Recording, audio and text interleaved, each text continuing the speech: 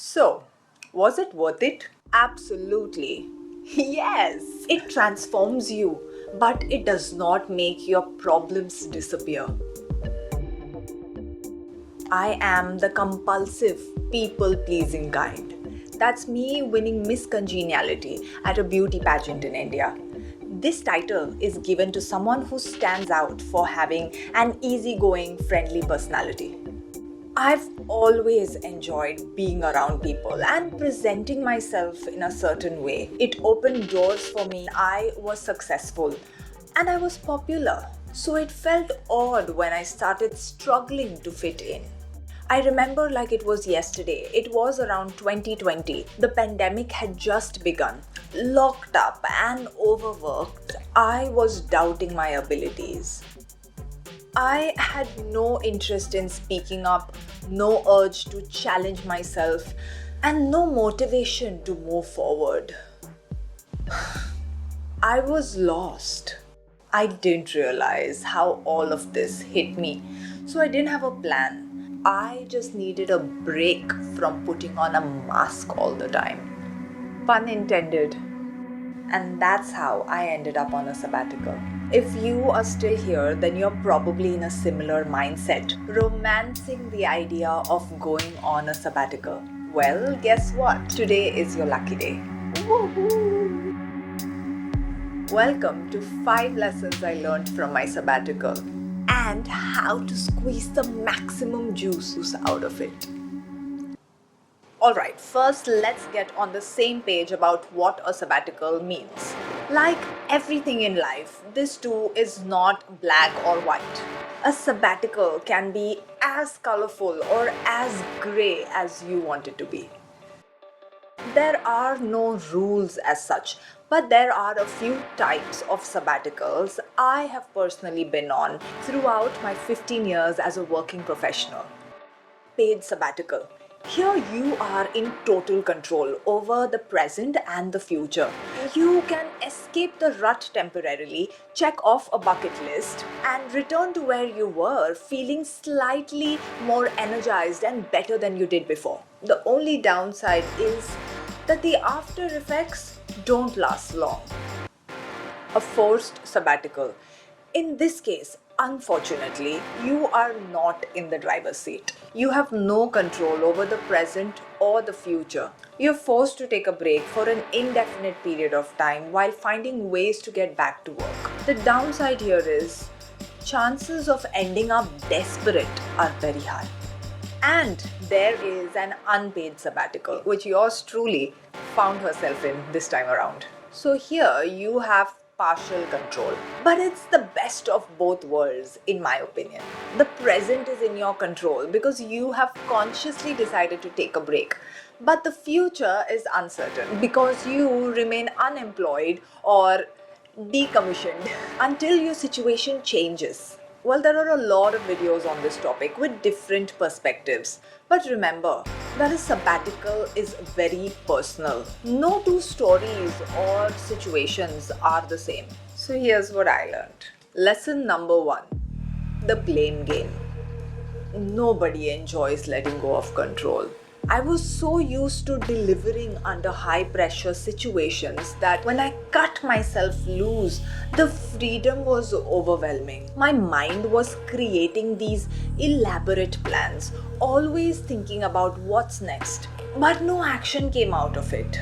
I was constantly getting distracted by what was happening to everyone around me, or waste time on social media, or by trivial things at home like why isn't this kept here? It should be there. And things that never mattered started seeming important. I started blaming everyone and everything around me for how miserable I was feeling. So beware of this self-created guilt trip, considering that the problem is not external, it's you. Lesson number 2. The devil's dance. Darkness. Everything feels empty. And you know what happens to an idle, empty mind, right? Yes, Mom was right. it becomes the devil's workshop. Insecurity, jealousy, and anger became the new normal for me. Everything in my system started receiving signals that I was in the wrong place at the wrong time doing the wrong thing. And I believed I was. That made things worse. Negative thoughts led to bad decisions, which led to impulsive actions that I could have easily avoided. It felt as if a strong force was constantly working against me, pulling me down. I had no self discipline left, neither did I have any energy to keep fighting with this force, and I wanted to give up. Lesson number 3, the Phoenix Effect. I was determined that this sabbatical is going to be different than the ones I was on before. I had to figure out why I didn't like being myself anymore and what I wanted from life.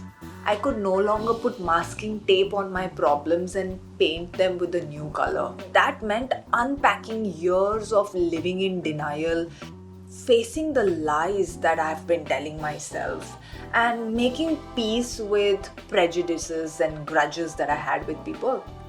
This is an important but intensive exercise, to be very honest with you. You have to reach that level of knowing that you've done your very best. You've given this everything that you could, failing, wanting to give up. Because that's the moment when you will see it, the light. I was getting inspired by this newfound strength. I was interacting differently with everyone, and it was very obvious that something had changed. Slowly, motivation was back, and I finally found what I was looking for. Lesson number 4, needs fuel invention. When income was consistent, I abused it. And when the monthly cash flow stopped, getting rid of all my indulgent habits became a necessity. Materialistic pleasures that are second nature to us, like shopping randomly, eating out frequently, taking a cab everywhere, fancy gym memberships, these seemed like luxuries to me, and I had to let go. It wasn't easy to reimagine my needs and invent sustainable ways to enjoy certain creature comforts without being reckless. Now I'm used to shopping secondhand, cooking healthy homemade meals 6 days a week, combining yoga and HIIT at home, and choosing public transport to get around as much as possible. This was my formula to move forward based on where I live, who I'm responsible for, what I could afford. You will need to get creative and invent new ways of living to find your happy place. Lesson number 5, spotting the North Star.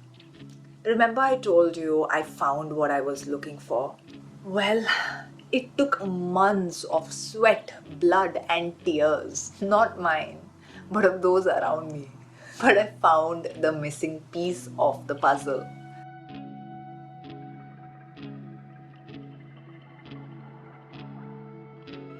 If I could recommend one formula for self-transformation, it would be accepting our flaws and turning them into our strengths. For example, I mentioned earlier that a part of my personality is to empower people around me. If you met me on a good day, it is guaranteed that you will leave feeling great about yourself. That's what people pleasers do. Empowering people is an integral part of my nature, my personality, but it didn't do much for my personal growth. On the contrary, it left me feeling quite, how shall I say it? I don't want to use the word empty, exploited, high and dry.